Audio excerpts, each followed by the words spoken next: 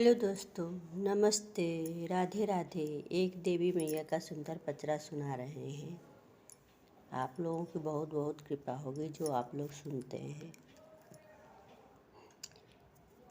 गलियाँ की गलियाँ रे घूमली मलिनिया हो कि केन लई है ना।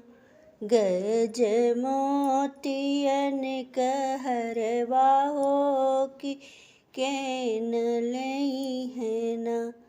अपनी महलिया से बोले शीतला मैया हो कि हम ले बना।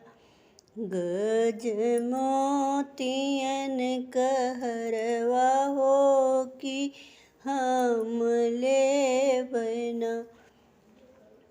तू तऊ हयु मैया जन्म भिखारिनी हो कि कहाँ पऊ न।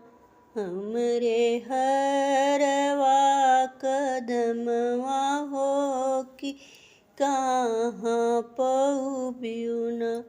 जमने सेवकवा कर बरच्छा पलवा हो कि ओन देई है न। तोहरे घरवा कदमवा मालिन ओन देई है न। तोहरे हरवा कदमवा मालिन ओन देई है न।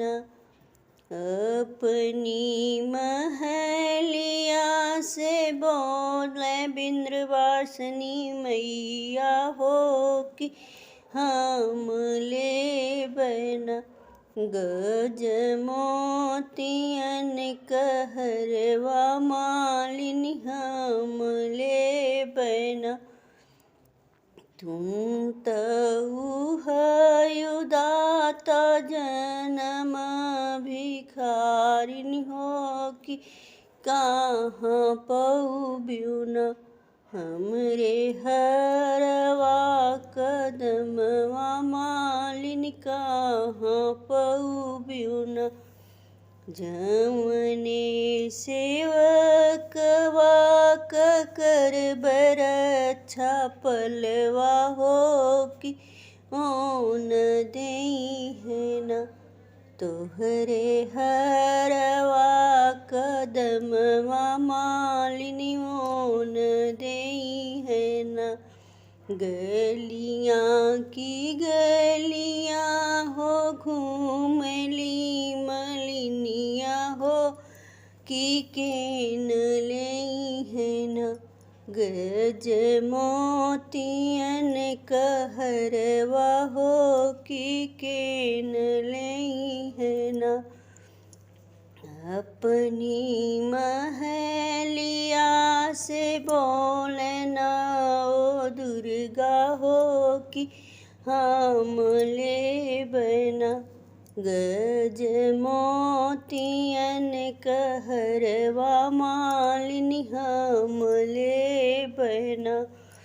तू तऊ हयु जननी जन्म भिखारिनी हो कि कहाँ पऊ न।